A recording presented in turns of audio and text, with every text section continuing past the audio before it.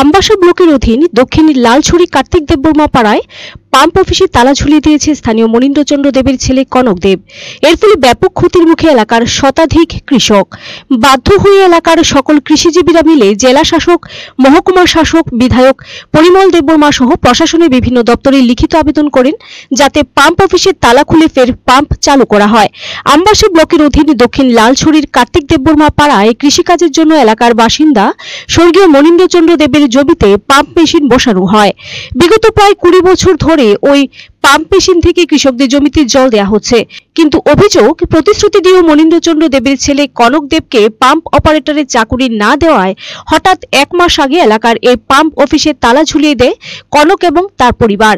Pump machine বন্ধ থাকায় শতাধিক কৃষক ক্ষতিগ্রস্ত হচ্ছে। তাদের কৃষি জমিতে জল না পৌঁছানোর ফলে নষ্ট হচ্ছে ফসল। জমিতে লাগানো ফসল পুড়ে নষ্ট হয়ে গেছে। আলু, ফুলকপি, বাঁধাকপি, লাউ, বেগুন, এমনকি ধানের ফলনও ঠিকভাবে হয়নি। কৃষকদের বক্তব্য অনুযায়ী প্রায় কোটি টাকার ফসলের বীজ নষ্ট হয়েছে। উল্লেখ্য, এই এলাকা থেকে আমবাসা এবং কুলাই বাজারে প্রচুর সবজি যায়, কিন্তু এখন তা সম্ভব হচ্ছে না। ফলে আমবাসা এবং কুলাই বাজারে সবজির দাম আকাশ ছোঁয়া হওয়ার এটা একটা অন্যতম কারণ। গত বেশ কয়েকদিন ধরে কৃষকরা বিভিন্ন দপ্তরে তাদের অভিযোগ লিখিতভাবে জানাচ্ছেন যাতে প্রশাসন এই বিষয়ে হস্তক্ষেপ করে। তাদের অভিযোগ, এলাকার স্থানীয় শাসক দলীয় এক চুনুপুটি নেতার ইন্ধনে তালা ঝুলিয়েছে কনক এবং তার পরিবার। প্রশাসন যাতে আমরা এটা অতি সত্বর মেশিন চালানোর জন্য উদ্যোগ নেয়। তো পাম্প অপারেটর কি আইন এখানে না, অন্য কি বাধা দিতেছে নাকি? আমরা চাইতেছি আমরা মেশিন ঘর তালা মুক্ত, আমরা জল পাইতাম। কে বা কেটা চাকরি করলো এটা আমরা বিষয় না, আমরা জল পাইতাম, ফসল করতাম, এটাই আমরা। এদিকে শুক্রবার বিষয়টি এলাকার বিধায়ককে জানানো হলে তিনি বিষয়টি দেখবেন বলে কথা দিয়েছেন।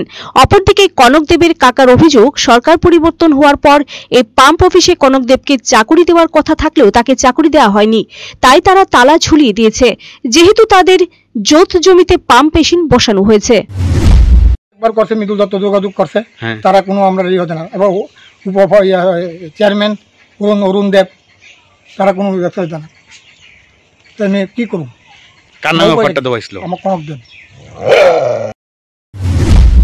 আগামী 2 দিন অপেক্ষা করার পর প্রশাসন যদি কোনো পদক্ষেপ গ্রহণ না করে তাহলে সবাই মিলে পাম্প অফিসের তালা ভেঙে পাম্প চালু করে খেতে জল দেবে। তবে এই এলাকার বর্তমান পরিস্থিতি দেখে অনুমান করা যায় যে এই পাম্প মেশিনকে কেন্দ্র করে যে কোনো সময় ঘটে যেতে পারে কোনো অপ্রীতিকর ঘটনা। এখন দেখার বিষয় গুরুত্বপূর্ণ এই বিষয়টি নিয়ে প্রশাসন এবং এলাকার বিধায়ক এখন কি পদক্ষেপ নেয়। Bureau report, search India TNN।